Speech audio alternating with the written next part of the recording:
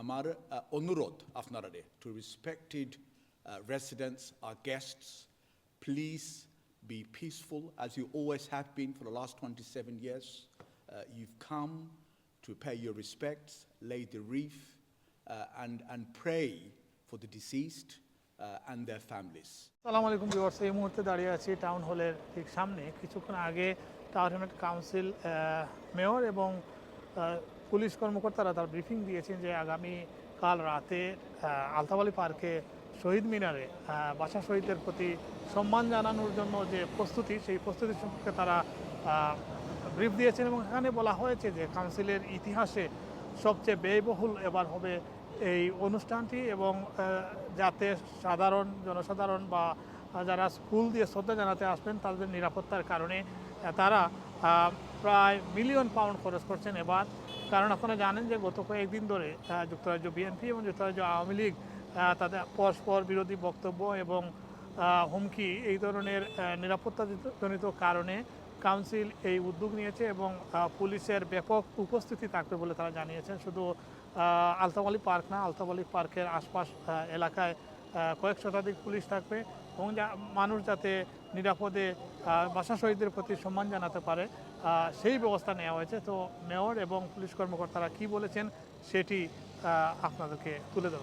আমরা যে ডিফারেন্সেস যেটা আছে পলিটিক্যালি যারা আপনারা আছে এটা আমরা সাইড রাখি, অকেশনটা আমরা রেসপেক্ট করি, সম্মানের সাথে পিসফুলি আমরা ইভেন্টটারে আমরা পিসফুলি এটারে আমরা সাকসেস করার আমরা সবার দায়িত্ব আমরা এটা করতাম। To make it successful all of us must try. We've always had a fantastic event and a solemn event on the night of the 20th and the 21st morning. Thank you to the Directive Superintendent for those reassuring and those kind words. Ami Shoman, I want to reassure the people of the borough and to our guests.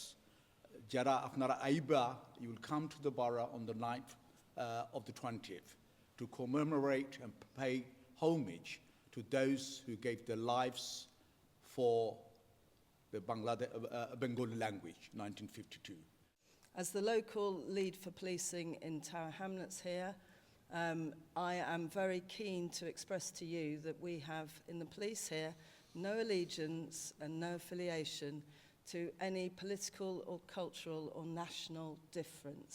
And we are here simply to ensure that the UK law is respected, that people stay within the confines of the UK law, and that those that are here to commemorate and remember those that have suffered can do so in peace and harmony.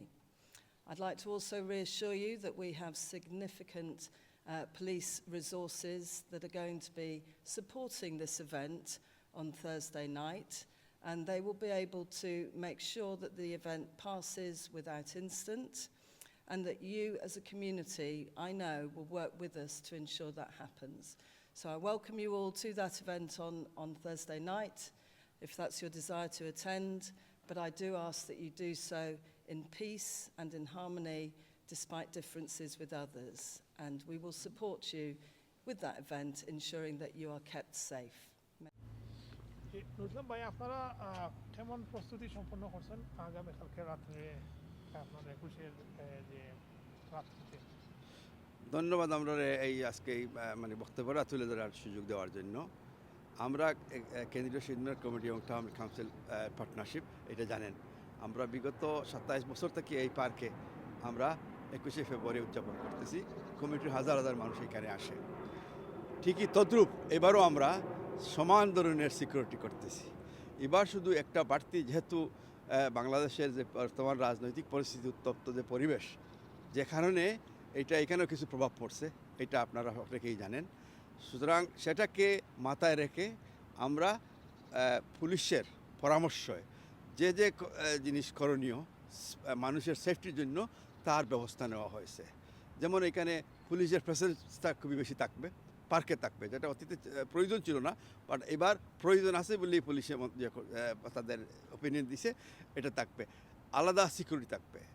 একটা জিনিস বুঝতে হইব যে আমরা এখানে কমিউনিটির মানুষ, হাজার হাজার মানুষ এখানে আসে, সবাই কিন্তু পলিটিক্যাল পার্টির কোনো কোনো দল না, সাপোর্টার না, বা তাও থাকতেও পারে।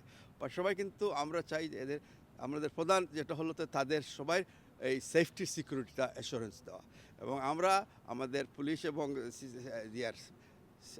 তোমার জিএস থেকে যে আমরা অ্যাসুরেন্স যেটা পাইছি, যে এটা তারা যে ব্যবস্থা নিছে এইটা মানুষের সিকিউরিটি তারা সিকিউর করবে।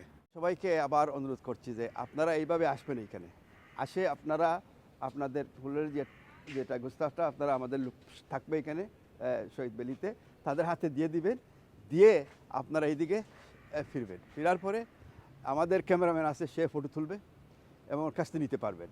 অথবা আপনাদের যে গ্রুপের একজন লোক একটা ফোন দিয়ে ফটোগুলো উঠাইবেন, আর একজনেই যেন বাকি সবাইকে দেয়।